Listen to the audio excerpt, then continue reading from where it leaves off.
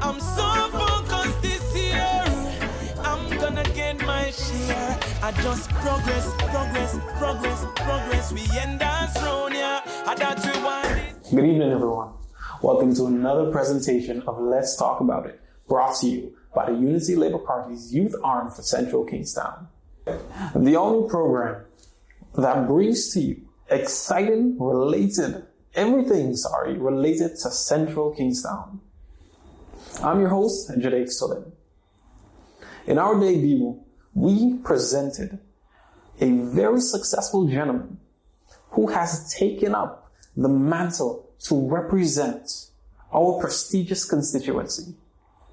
We had a wonderful discussion about infrastructure, development, youth development, I might add, and some of his plans in life in the upcoming general elections as the candidate for Central Kingstown, none other than Mr. Dominic Sullivan. Following along, in the mantra of development, leadership, storied success, and stalwarts in the constituency, we present to you today a woman whose name is now probably a homegrown name. I'm talking about Mama Culture. No other than the one and only retired politician, still practicing attorney, Madame Rene Baptiste. Good evening, Madame Baptiste. Welcome to Let's Talk About It. Thank you so much. I'm happy to be here. Growing up, I have heard the name of Rene Baptiste echoed across not only my community, but across every other village, every other city, well, town that we visited. But I don't think I have gotten the full story, the full view of who Rene Baptiste is, even as I was going through my personal development through the educational system. I didn't get that full picture. So we would like to thank you, first of all, for accepting our request to be on the show, to share not only a little bit about yourself, but a little more about yourself. We would like to know, where did it start for you? When did this journey in life begin? Did you always see yourself as someone who was determined to succeed? I think my mother said that as a little child, I couldn't read at the time, but I would take the newspaper and tell them, hush, I have to tell them what's happening. And tell them that this said this on this side of the newspaper and the other side of the newspaper said this. And our neighbor, who was Mr. Ferdinand, I'm sure everybody in Central Kingston knows where the shop is. Yeah. When I'm coming from school, he'd say, so what is it you want to be again? And I tell Mr. Ferdinand, oh, I want to be a lawyer. Oh. I want to be a lawyer. And my mother enjoyed politics, so we used to go to the political meetings. The University of Politics in St. Vincent at the time was the Market Square. Beautiful Market Square, trees and so on, where the Central Market Building is now. And that's a place that the politician of the 50s and 60s and 70s, you had to make your bones at the Market Square. You had to be accepted in the Market Square. And you either got applause, boos, or stoning at the Market Square. Luscious politicians got their bruises there. But we used to go to the meetings with Mr. Eric John. He had a crimson prefect motor car, and we all piled into that until my mom bought her own car. And we go down to the Market Square to listen to the politicians and carry the stools. Wrapped up in sweaters. It gets a little cool. And my grandmother was a member of the Labour Party Women's League, which used to be called Women's Legs. And my aunt was a member also of the Women's League. So there's a strong foundation around politics. So as you were growing, did that provide or did that have any family disputes, or should I say competition between you and your sister? No. As a matter of fact, it was so much in the house that we had smaller cousins coming up and they would take the water hose and say, "Good evening, everybody. They're meeting here tonight in the market square. Come out one and all to hear what the comrade would be saying," and so on.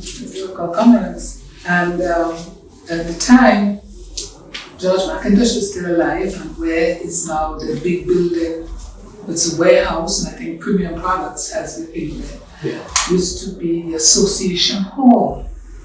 There was a Working Men's Association that was started by George McIntosh, and he was a lady behind the cash cage, and we used to have to take our grandmother and grandfather a book to go and pay the dues at the Working's Men Association Hall. And when my grandfather stopped working as a fisherman, every once a month he used to get a $5 pension from the Working Men's Association. And the first dead individual I remember seeing was George McIntosh, because they had him in his coffin in the living room.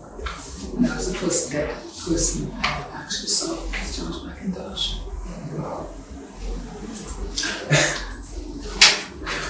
You have, even as a child, you have been exposed to so much. It explains it explains the foundation that you have there.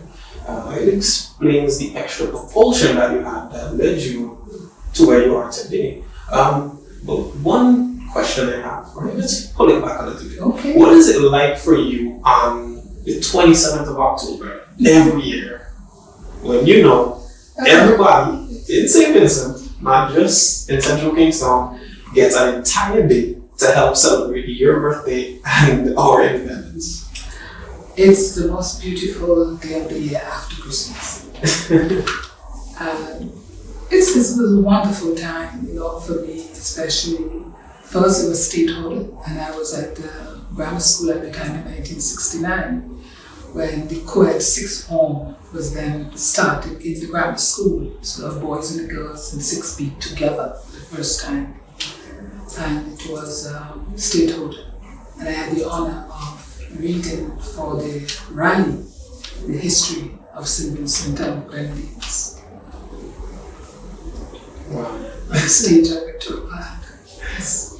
And so it's a great thing for me. There are wonderful memories, and wait for the flag raising there, and then of course at Independence time, the flag raising and wonderful big garden party, a massive garden party at Botanical Gardens. At the time when we gained our independence and went to Parliament for speeches. And it was a very moving time for me. So yes, everybody celebrate the birthday, it's a birthday, it's a very happy time. But for me, it's extra special. So you have this special day, 27th October. Yes. That's your birthday, that's the big day for you. Second to Christmas, well, second to it is Christmas. And you have revolutionized so many things. If you allow me to pull back a little bit more, a little bit again, I should say, you were the first woman to be elected. Not just generally elected to be in parliament, but to be elected by politicians as well to serve in the OECS. Yes, the OECS Assembly was inaugurated in August of 2012 in St. John's, Antigua, and I was very privileged to be nominated and elected as the first Speaker of the OECS Assembly in 2012, and I've been re-elected twice since then as the Speaker. Wonderful. So as a black woman making these strides, what does it, or what sort of effects did it have on you outside of the role of a politician? Because normally Well, it came at the end of my very active elected office in my home country. And I met a lot of these politicians over that period of time. I knew them because, for example, for Dominica, the Prime Minister of Dominica, the Honorable Rosemary Skerritt, I had delivered a feature address at one of his conventions, and it was his Women's Convention in Hughes Handle. And then I went to Antigua, and I did also guest speaker in Antigua at a convention. And then I'd gone to St. Kitts, and I'd done similarly in St. Kitts. In Grenada, during my time as Minister of Tourism, I had met Minister of Tourism and Governor Monica House on Friday, the first time we saw each other. And of course, you know, when you go back home, you report into your cabinet, you talk about the people who you've met and who made an impression on you. So I had that sort of political nexus because of the same political philosophy that we had in most of the other parties. So I guess that's where they came from, and also based off my work during the time that I served in the Parliament of St. Bernice as MP for West Kingstown, and my cabinet appointment as Minister of Tourism and Culture in the first term, 2001-2005, of the Unity Labour Party led the government of Dr. Ray Gonsalves, and in the second term from 2005 to 2010 as Minister of Urban Development, Culture, Labour and Electoral Affairs. And around that time in 2010, that's when you were knighted? No, I'm not been knighted. Most people, because a lot of people, I found it very strange, you know, because they heard so much about CMG. Yeah. I then discovered that I was actually the first woman to have received the CMG. It's not the knighthood. In that bracket, you have GCMG, and that has made our Governor General, because she is the head of state. Yes. GCMG is normally given to a head of state, bestowed on a head of state in the British Commonwealth of Nations, especially where the Queen is the head of, is because of a monarchical system of government. And so that is bestowed on the Governor General. The male and the female, they will get KCMG, which is Knight Commander. And then the female, in being knighted, gets the DCMG, making that person Dame Commander. So my CMG is just below the Dame. Don't forget, Let's Talk About It Central Kingstown is brought to you by the Unity Labour Party's Youth Arm. Right now, we're just going to take a short break and we'll be right back. Chatting with the memorable woman that goes by the moniker Mama Culture. Welcome back. We're talking with the stalwart, the role model, the one and only Miss Rene Baptiste. Thank you, Miss Baptiste, for being here with us, allowing us the opportunity to learn so much about you. Not only for learning about you, but for helping us to get a more in-depth view towards the example that you have set not only for women here in St. Vincent, but for all citizens. Okay. Okay, so during your illustrious career between 1977 and 2010, you did a lecture which basically consisted of how or why, basically choosing a career. What sort of advice? Because we are mainly geared towards our younger demographic.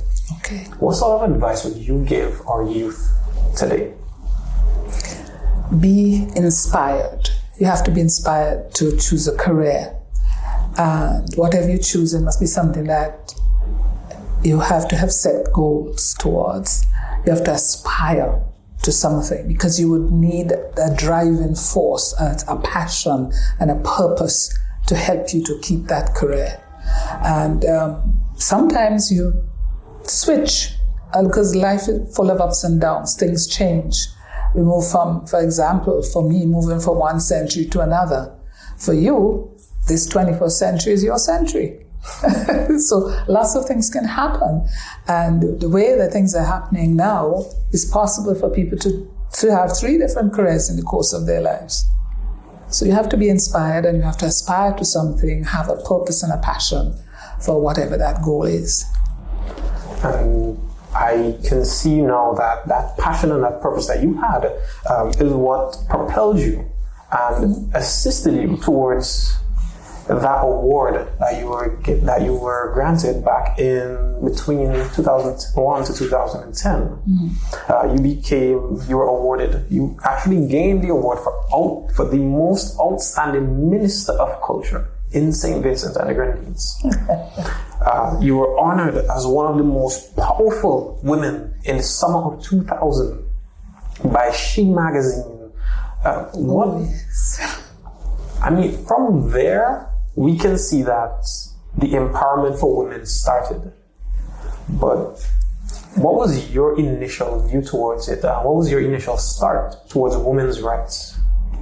Well, my mother is my role model. She's as now the new language of the 21st century, my hero. Because in those days, being a single mother, it was a struggle, and it's only when we were much older that we realized that it was a struggle. But she'd set goals.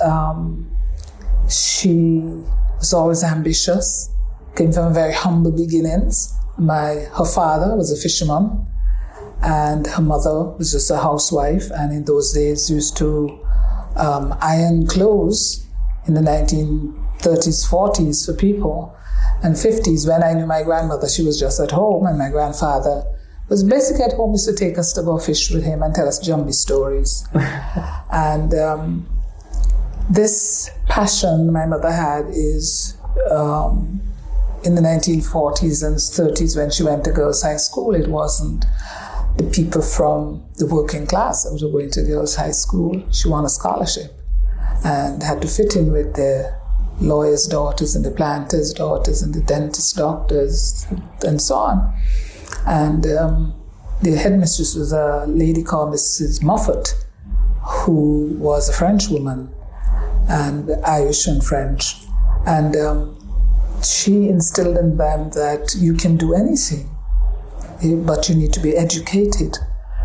And that's the same thing my mother instilled in us. We can be anything we want to be, but you have to be educated, and you have to stick it out and get that education to elevate you. It's the same thing that this next generation has been told. You have to be educated. Education is the key out of poverty. I was the key out of poverty for my mother's father and her mother, because, as I said, two simple people, but she became a public servant when she left high school. And her thing was to get a house for her family and for her parents and use that house. She says she will mortgage the deed until there's no more typing left on it to ensure that her children got the education that they deserve. Now these days, it's go to the government and get a scholarship or a grant. We were fortunate, my sister and I were fortunate, and she would show us her medals that she got when she was in school. And those days I had Empire Day, so she got a medal for the essay that she wrote for Empire Day. And her prize books from the girls' high school engraved in gold for coming first in French, first, and she came first all the time in all her subjects when she was at high school. And that was her revenge. So we had that model to look up to. And I think that my sister and I wanted that same level. And it was in the time in the 60s, it was not easy for a single woman. I recall a story when she wanted to get a car. She was denied that opportunity to get a loan from the government to buy a car. And she said, I'll still get a car though. And she got a car to drive her children back and forth and herself and so on. And it was a very difficult time. It's not like now where women go to the credit union and they go to the bank. Nobody's going to ask you, where's your husband? You get his permission to get a loan. You are now a person. You're recognized and understood to be a person because there was that education about rights and individualism and your fundamental rights as a woman. And in the 60s, when I was growing up, the women who were in the forefront, like Madame Beryl, who used to have a store and business, Vilna Cox was in local government, that the town board was then, you had elections for local government. And I knew Mrs. Cox, and she used to sing in the choir, the Women's League had a choir of the Labour Party, they had a choir. And she's a businesswoman. And you look up and you see these are the people who were there, and you say, boy, I could be like her, you know? So you had these women, role models there around you in the 60s. And I went to a private school, Mrs. Elaine Deschamps, with teacher Deschamps. It was a private school, there were about 10 students until I went to St. Mary's for 1 year to do the common entrance exam, which was headed by a woman, Sister Catherine. And so these were always these figures, these very high leadership persons. And I don't know how people remember, except those who went to Catholic school, like Guy Lowe. And so remember that Sister Catherine used to have steel band on the Milo pans, that little steel band on that, and used to have a little carnival. She was Trinidadian. And she did a lot of drama and so on in this at St. Mary's Assis School. And so you get that sort of exposure. Plus my mother used to sing in the church choir at St. George's Cathedral. She was soprano. And then she was singing with Miss Vilna Cox and she was in a number of productions that they had. So I got that exposure at a very early age. I did piano lessons. I can play piano. My sister as well. And I was even lucky that I got the opportunity to train one of my cousins in piano, and he eventually went to the States and got his doctorate in music. Wow. Pabik's brother. Those who know Pabix, Pabix is my cousin, just in case you forget. And Gustus, and he used to want to sing like Wilson Pickett and Otis Redding, and he used to sing when they had shows and so stuff like that. So in that family setting, even on Sunday evenings, after Sunday school, we used to have our home concert. My cousin Elroy used to play hymns, and Dolores used to play hymns on the piano. So what hymns we sang in the morning at church, in the evening, we'll have that. And then on Saturdays, we used to have Queen Show downstairs. And in those days, you had what is called can-can. You had to ask somebody, what is can-can? So we pull up the can-can right up here. I will be wearing pink, my sister wearing blue, and contestant number 1, Carnival Queen, and so on. So we used to be having that at home, right at home. My mother took us to all the carnival shows, Kiddies Carnival, all the years. I have a big container like that with photographs with all the different chapters of Carnival from the first Carnival Queen. We let them to CDC to help to build up their archives. So we have all those pictures. There was Raffi Llewellyn, C.J. Llewellyn, and their great uncle used to take out pictures, and Mr. Douglas, Ali Douglas, used to take out pictures of the policeman, very tall guy, a neighbor, Kingston Park, right at the top of the Nato Bowman, where Lennox Bowman and they used to live, right up in there. And he used to take out a lot of pictures, and he used to take out pictures of us at home as well. He actually took out a picture when we moved up from Bay Street to Kingston Park, September 1955, just before the Janet storm hit. Hurricane Janet hit. Well, for Hurricane Janet, I'm not too familiar with it. I will have to take some time and do some research. Yes, I even have a picture of that too, with a vessel on the crest of a wave. What? The Hurricane Janet, yeah. Okay, I will definitely need to look into that. Yes. You mentioned about all the gatherings that you had with your family. Your mom, of course, being that centerpiece. Yes. Being that main pillar of support for everyone. What has it been like since her passing in 2015? I miss her terribly, because we coming home from work any evening. If I came home in the evening, I'll ask her, what's new? And she had at her bedside a book where she'll write down what all she heard Burns saying on Shake Up. Before that would be Glenn, what all they said, so she can tell me what they said. And we will argue about if Burns is right or if Burns is wrong. And then the program, she would make sure that she had she would know who's coming on now and stuff like that.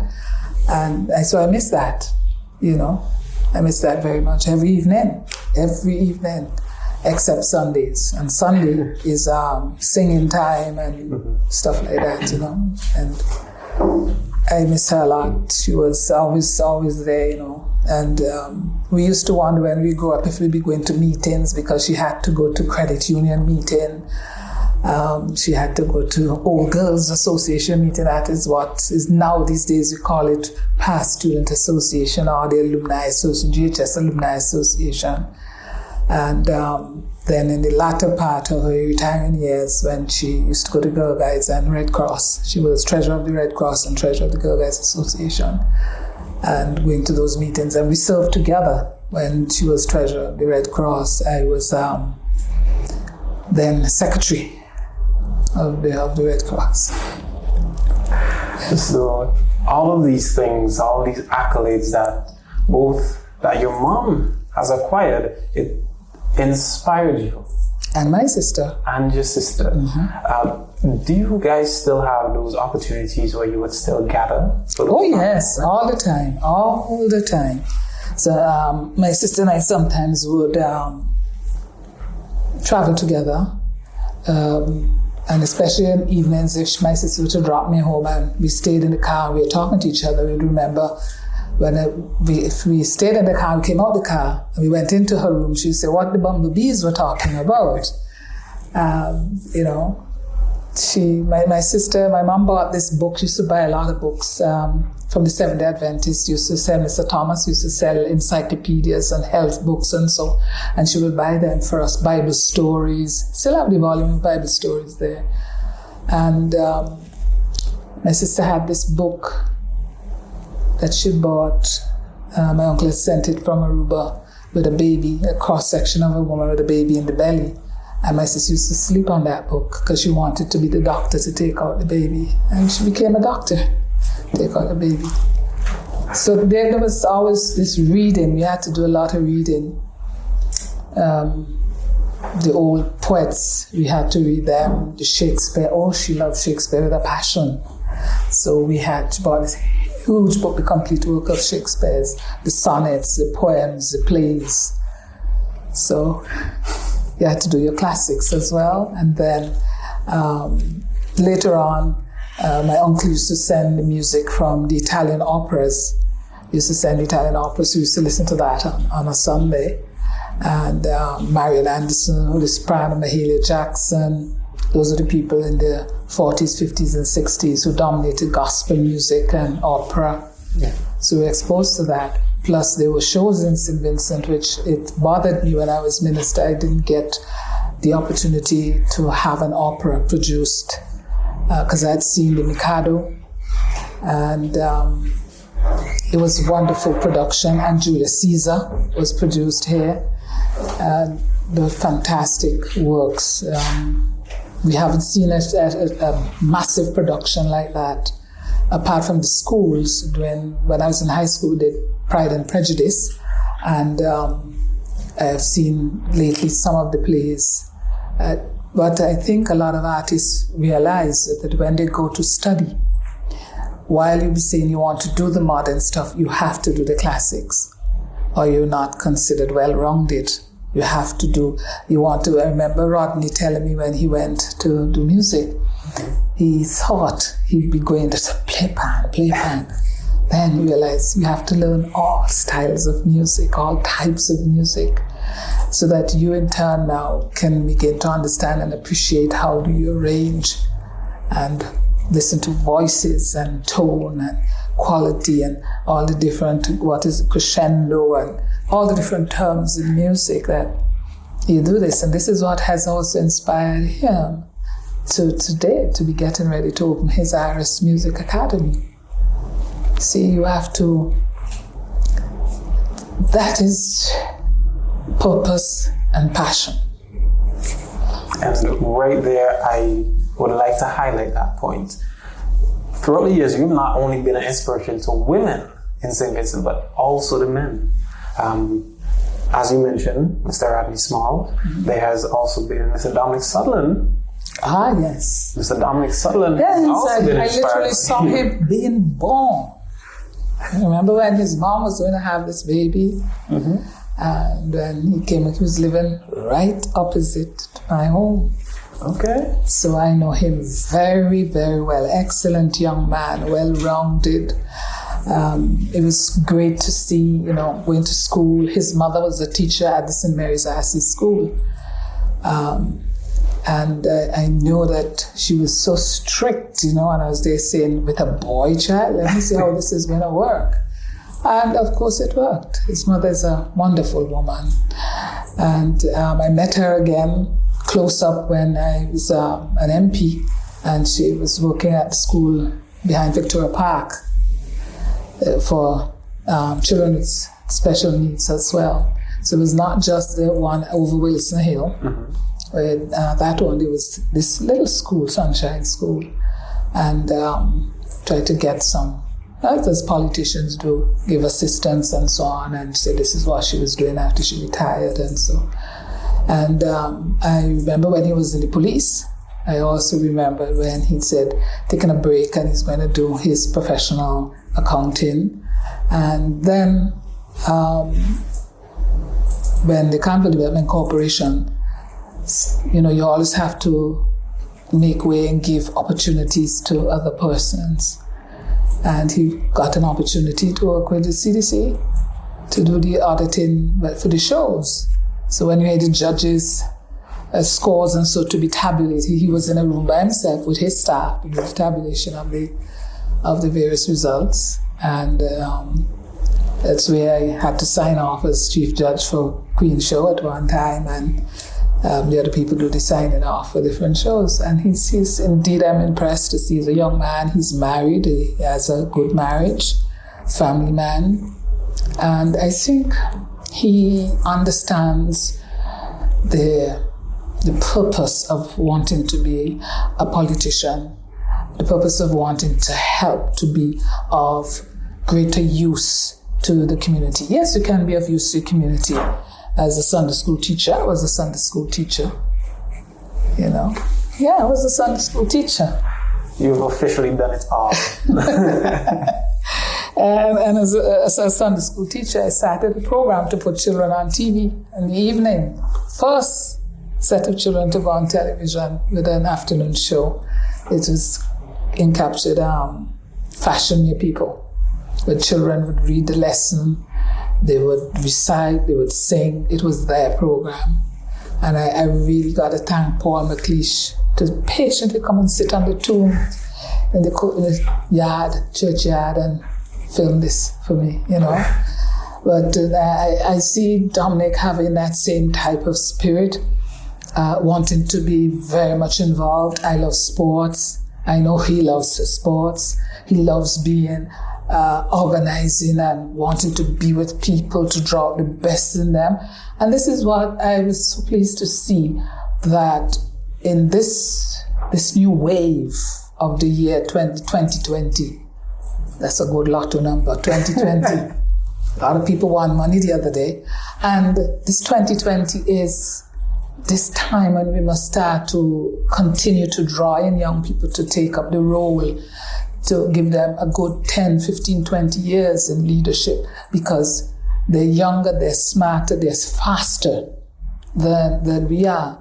We had to read long way. Now I will have to write out, laugh out loud. Now you say LOL? Come on. I mean, when I do it for WhatsApp, I don't put laugh out loud. I put LOL like everybody else. But that's your language. Yeah. And we have served. Our role is now to make way and make sure that the young people take this up, run with it. They gotta fight. They gotta fight the World Bank. They gotta fight the IMF. They gotta fight for your children and his children, your younger brothers and sisters. And we're not all, as Paul says, some of us would be teachers and some of us would be healers. Some of us would speak in tongues and some of us would interpret the tongues. So you have a different blend of people. And that is what a government needs, is people with, as you say, the same spirit, the same goal, but you have different members. What are the hands for? What are the eyes for? What are the feet for? But it's one body. So that one body now is these young people who are doing all these different sciences and these subsects and different, when you heard forensic accountants in my mother's day, you didn't have forensic accountants, you had accountants. And you had account clerks. Now you don't hear about account clerks, you hear about people having degrees in business and management and entrepreneurship. And when you do entrepreneurship and get a degree in that, you have to do some accounts, you know. So it's a different world, and we have to be there to support, give you the benefit of our experience, because what we have experienced would be still useful, because you're still a human being and you still have those feelings of love, envy, jealousy, hatred, passion, purpose, ambition, drive. You still have all those vices and virtues, and we are there to help you to lessen some of them. Sometimes some people will feel, why am I doing this?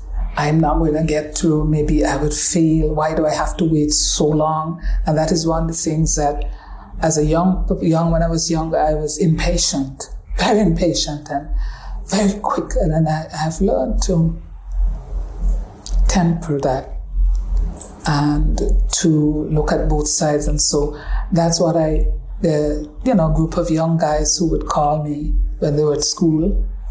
They said they know I will answer the phone. They would call me 2 and 3, 4 o'clock in the morning and say, what they were doing and what is the strategy. And I felt honored that they thought I had something to give them.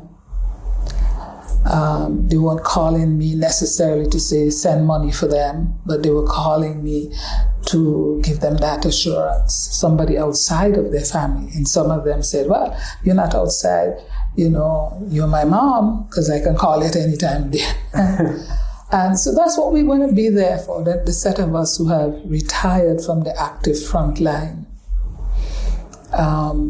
We still have our mental capacities about us, and so there's still some things that we will be able to do. But the young man like Dominic, this is their season, this is their time. And when you get him where he has had some life experiences, he knows loss and he knows victory.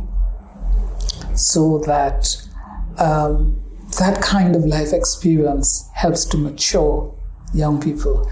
Being young does not mean you're not mature, because you have to be a mature intellect as well. Wow. Right? Seeing that you've been living in Central Kingstown constituency, how has your success as mama culture have an effect, or even as a lawyer, impacted your community as well as the overall cultural development of the constituency? Well, I tell you, Central Kingstown is a cultural center. You don't have to have a building to be a cultural center. You need people with the spirit to investigate the culture of the country and to maintain the culture of the country. The National Cultural Premier Festival of St. Vincent and the Grenadines is Vinci Mass, Carnival. And Central Kingstown, our Fuzzy Nights in Portslade, Constance followed, and Nelson Block. I remember Nelson Block. And across the road was Bex Gonsalves, my buddy at grammar school. Bex used to sit here and Ken Brown sit here. Ken Brown used to be winner of King of the Bands, and Bex used to play in those days what you call stills, where you were mounted on a float and you have to be absolutely still to be judged as the individual and so on. And Bouchers, as pity you were not alive to see this, when he played the Iron Man. And you swear you saw this replica of the Iron Man in Victoria Park. There's a fellow Reed that used to repair bicycles right where now is Cash and Carry opposite the Bishop's College, Blue Building. Yeah. Reed used to have his bicycle shop right there. He played crapple. So this big frog come up on the stage. And of course Fuzzy. Two of the bands that stood out in my mind was Ocean Extravaganza, when he played all kinds of fishes in the ocean. Victoria Park was just blue and green, beautiful shades of the things that you see underwater. Starfish and all of this. One band of the year. Then another year he played Fairy Tales. And it was something to see Cinderella's coach, the pumpkin, as the coach. And Cinderella was the lady who retired as assistant controller of customs with Cinderella. She went to Catholic school too. And maybe somebody should think about bringing back Fairy Tales to see this. And these were the bands of the past. And then, of course, it became Nellis Block. Mm-hmm. I played with Nellis Block a couple of times when I was Minister of Culture, because I like being involved. You can't be Minister of Culture. You got to be Minister of Culture. You know what I mean? You got to be in it to win it. And then you got Kennedy, who was president of the Calypsonian Association, living up the road. Josiah, of blessed memory, Calypsonian as well. Marcel Slater, who's the daughter of former MP Eric Slater, who's now Mrs. Lois, who owns Ken Mars. She went in 1 year. Quite a number of people in that pause lot area. It's pause that is like a magnet for costume production and the drawings that they do, the sketches these guys do from their creative imagination. And sometime soon, that creative imagination will just go on the mode and the glory of winning Band of the Year. Sometime soon, it will be more than that. And of course, the Macintoshes, who played music, and the big band music of yesteryear when they had those big productions. Upstage Association Hall, they had the Four Seasons, was done spring, summer, and autumn in my mother's years. I'm talking about way back now. So I'm talking about foundation of the cultural center in town. Pause that. Then it became Paul's Avenue. Mm-hmm. And for sports, big football team, big organization, netball, you got Roulette inside there, you got his wife, national player. There's so much that has, it's the culture of the creative imagination, the culture of sports. So that is Central Kingstown. And then the entrepreneurs, so many entrepreneurs in Central Kingstown, from the small shop of Miss Purdy, Miss Hines, my uncle Vernon, where now is, what's his name there, with the car parts. And then at Jennings Corner, where she's, what's his name, Clifton bought over Jennings Corner and has the photocopy shop there and so on. And then a Fly has that other place, which is a storeroom. So you got all these young entrepreneurs that spring up there. Remember, that's where Trusho had his clinic before he moved just this year, I think, or late last year. Dr. Ballantyne had his clinic there. The reference lab is still there. You've got Giandani with the business there, Grand Bazaar. That was a buzzing bazaar. There's gas station. Bex, of course, with his business on the other side there. Corey's Hazels, continuing down, coming right up to the market with all those small shops. One of the famous small shop owners was Miss Ash from Sign Hill. The people used to go and buy. Miss Ash was like one of these women entrepreneurs and very popular with the people. You had the bakery there in Middle Street, then and they had Sardine Bakery that was opened and operating in the 60s, which is now where Bun Pan is.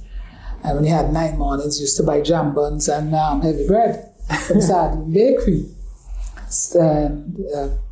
The where is Voyager. That used to be a toy store. Bruce Bonnery used to sell toys there. My sister used to work with Bruce Bonnery every Christmas. He was selling toys. He used to give little girls and boys little jobs. This building here, where the studio here is, this used to be also the headquarters for the Labour Party, and we used to edit the Star newspaper in this room.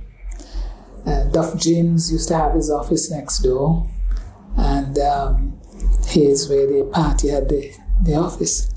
So they're Reliance Printry, one of the black businesses down in the back, Reliance Stationery downstairs.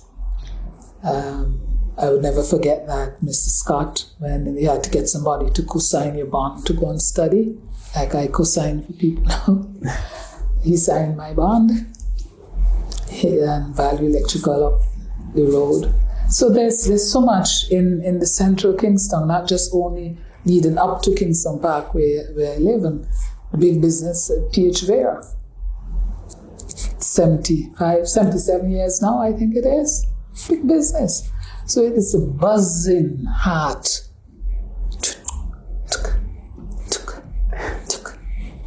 of the country. Huh? So you are without a doubt one of the standard bearers, if not the greatest standard bearer of success. Yes, you're saying that because you're young.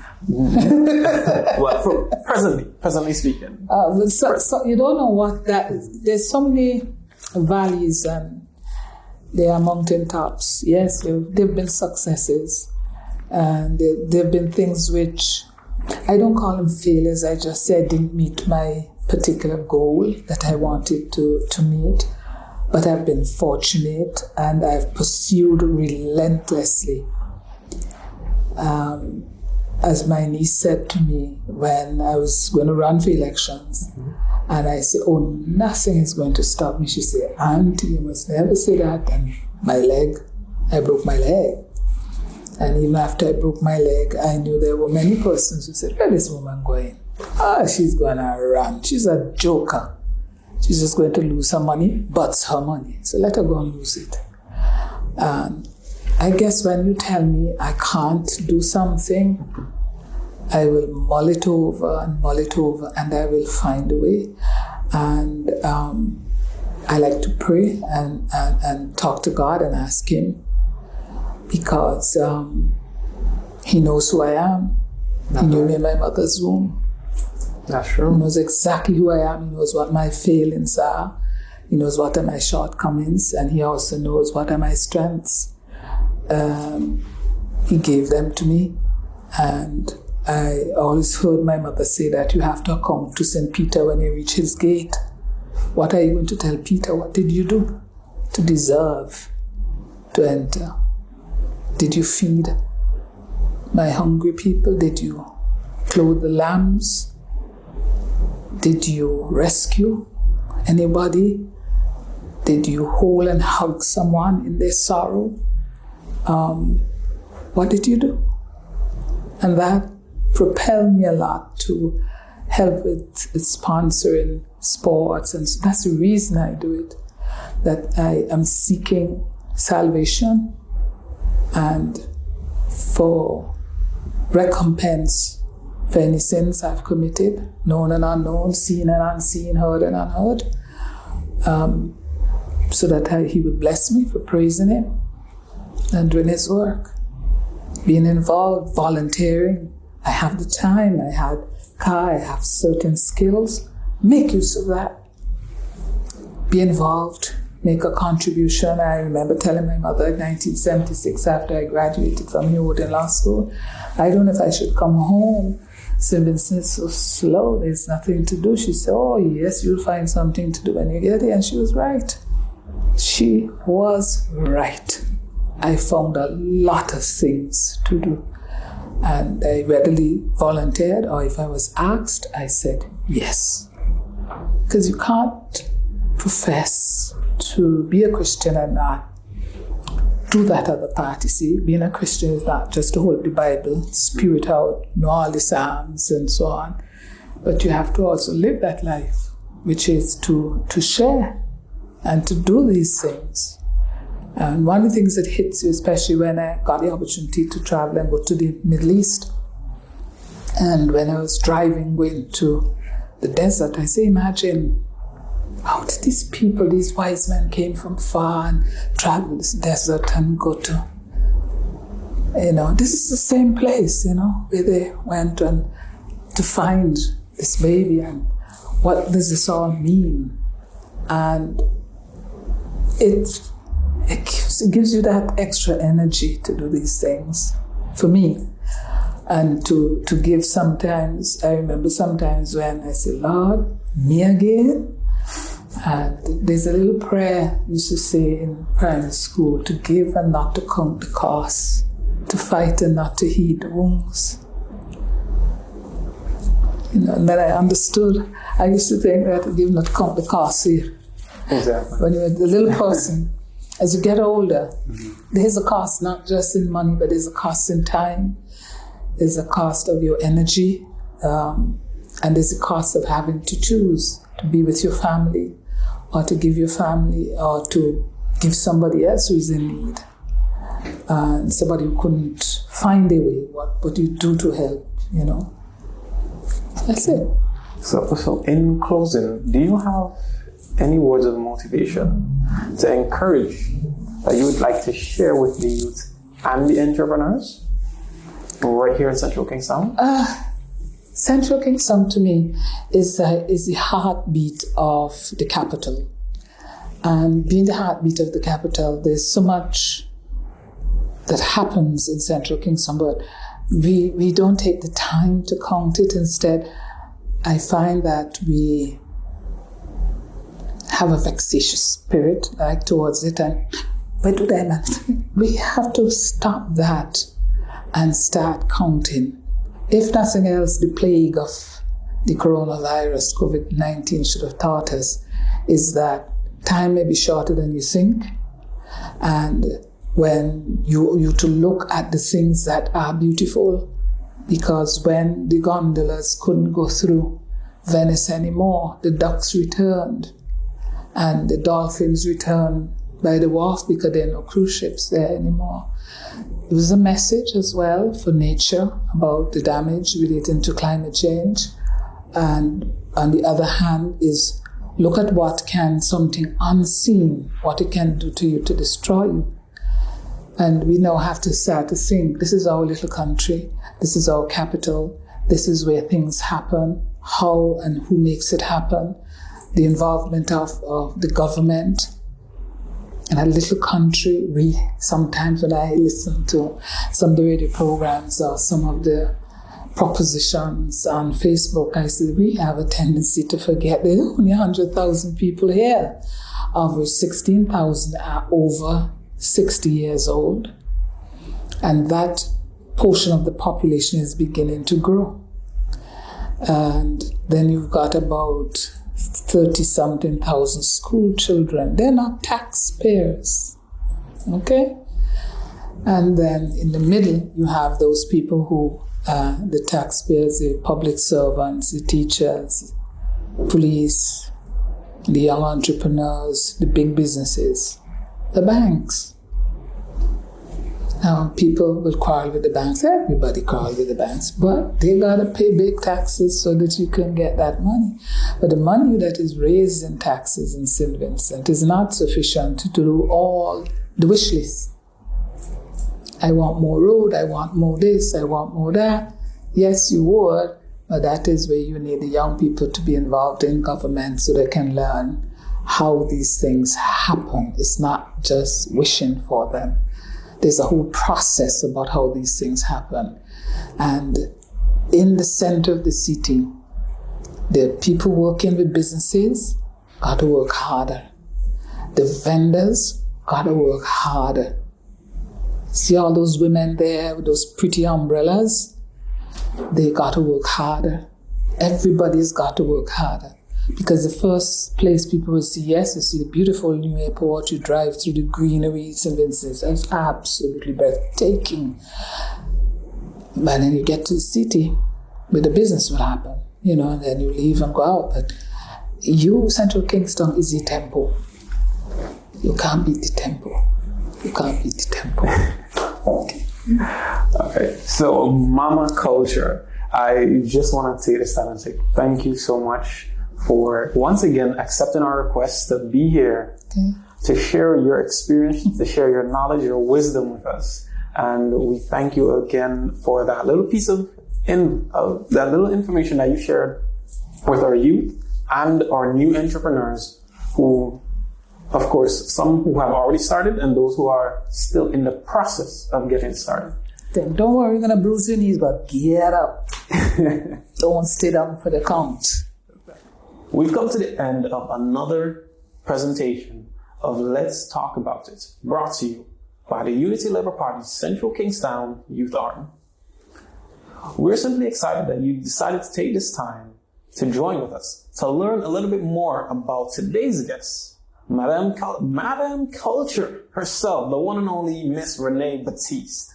I'm your host, Jake Sullen, and we've had an opportunity, a wonderful opportunity, to speak with, simply put, a magnificent woman, a leader without bounds, and an individual whose life will scream Vincy Patriot. I hope you enjoyed this episode. And keep locked on our page. Our Facebook, our Instagram, they're booming with new content. And of course, keep an eye out because our next episode, our next production will be coming out very soon. I'm so focused this year.